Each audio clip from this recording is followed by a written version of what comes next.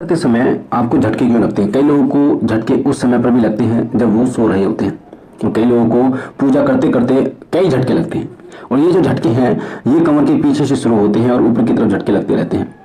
तो कई लोग जो है वो बहुत परेशान हो जाते हैं, कई बच्चे बहुत परेशान हो जाते हैं कि झटके क्यों लग रहे हैं, क्या कारण है, क्या हमें करना चाहिए जिससे ये झटके ना लगे। तो जो पूजा करते समय जो झटके लगते हैं वो अलग झटके होते हैं, और जो झटके आपको लगते हैं सोते समय, आप सो रहे हैं और सोते समय आपको झटके लगते हैं, वो अलग है। तो दोनों के बारे में आपको बताऊंगा, वीडियो को पूरा सुनना। पहली बार चैनल पे हैं तो हमसे जुड़ने के लिए वीडियो के नीचे सीधा हाथ पे जो लाल कलर का बटन है सब्सक्राइब का, उसे दबा के चैनल को सब्सक्राइब करना, बेल आइकन पे ऑल पर क्लिक करना। हमसे जुड़ने के लिए शिवकृपा चैनल को सब्सक्राइब के साथ साथ में टेलीग्राम ग्रुप से आप जुड़ सकते हैं, उसका लिंक डिस्क्रिप्शन में है, ताकि आपके प्रश्नों के उत्तर और भी बात आप हमसे कर सकें। कोई इसमें पैसा नहीं लगता किसी भी तरीके का। पूजा करते समय झटके क्यों लगते हैं, पहले इसके बारे में हम बात करते हैं। जब आप पूजा करते हैं, पूजा करते करते आपको कुछ समय हो जाता है, तो कई बार ऐसा होता है, इसके कई 2-3 कारण होते हैं। उन दोनों तीनों कारणों को मैं आपको बताऊंगा। पहला कारण होता है कि जब आपकी ऊर्जा का सतह बढ़ जाता है, आप जब करते करते आपकी ऊर्जा का जो सतह है वो बढ़ जाता है, तो आपको ऐसा लगता है, हल्के हल्के झटके लगते हैं, जैसे हल्का सा करंट लगा फिर ठीक हो गए, फिर करंट लगा फिर ठीक हो गए। ये झटके जो लगते हैं ये लगते हैं उस समय पर जब ऊर्जा मूलाधार चक्र से ऊपर की तरफ उठना शुरू करती है, आपकी कुंडलिनी शक्ति ऊपर की तरफ उठना शुरू करती है। कहा जाता है जो हमारे शरीर के अंदर कुंडलिनी शक्ति होती है वो ब्रह्मांड की समस्त शक्तियां उस कुंडलिनी शक्ति में विद्यमान होती हैं। बिना जगह ही वो हमारे शरीर के सारे काम करती हैं। और जब कुंडलिनी शक्ति जग जाती है तो मतलब ऐसा नहीं होता कि वो एकदम जगती है, धीरे धीरे उस कुंडलिनी शक्ति जागृत होती है। जैसे आपने देखा होगा चूल्हे पर जो तवा होता है वो धीरे धीरे गर्म होता है, और फिर एक ऐसा समय आता है जब वो इतना गर्म हो जाता है कि हाथ जलाने लगता है। उसी तरीके से कुंडलिनी शक्ति जब मूलाधार से ऊपर की तरफ उठती है तो हल्के हल्के झटके लगते हैं। पहला कारण ये है।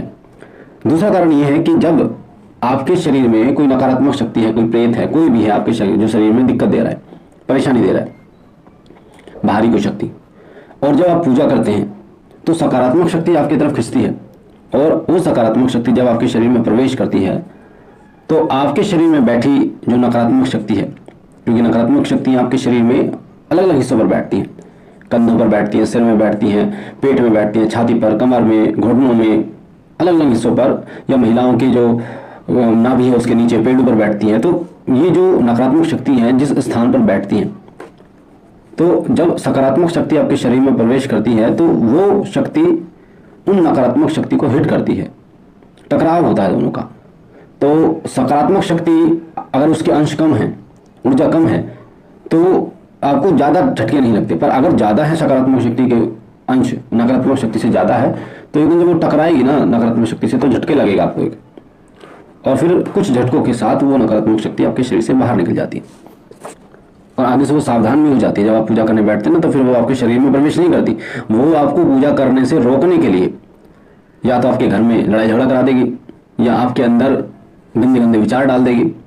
इसलिए अगर आपके अंदर इस प्रकार के विचार आ रहे हैं और आप खुद को कई बार ये समझते हो कि मैं तो बड़ा पापी इंसान हूँ कि मैं पूजा के समय पर इस प्रकार के जो है चीज़ें देख रहा हूँ, मन में इस प्रकार के विचार आ रहे हैं, तो इसका टेंशन आपको नहीं लेना। आपको अपने कर्म से मतलब रखना है। आपको जब करना है, चाहे विचार चाहे कितने आए, विचार बहुत आएंगे, एक समय ऐसा भी आएगा जब वो विचार जीरो हो जाएंगे, खत्म हो जाएंगे।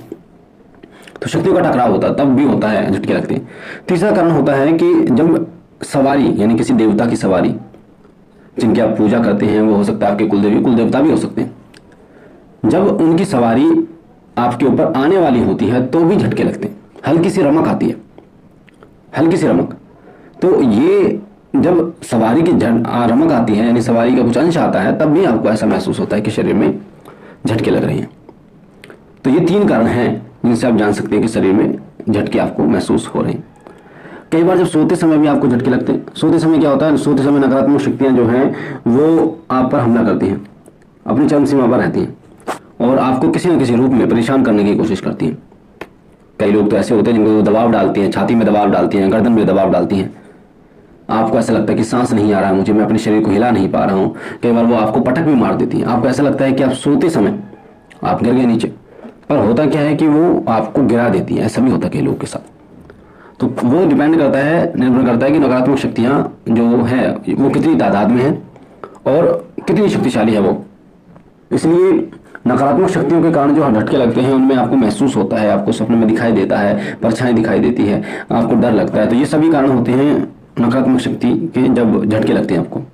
और जब सवारी के झटके आपको लगते हैं तो उसमें आपको किसी प्रकार की समस्या नहीं होती, दर्द नहीं होता ज़्यादा। वो जब तक झटके लगते हैं जब तक आप पूजा करते हो। अगर वो सवारी के झटके हैं तो पूजा करते रहोगे, झटके लगते रहेंगे, और बंद कर दोगे पूजा तो फिर वो रुक जाएंगे।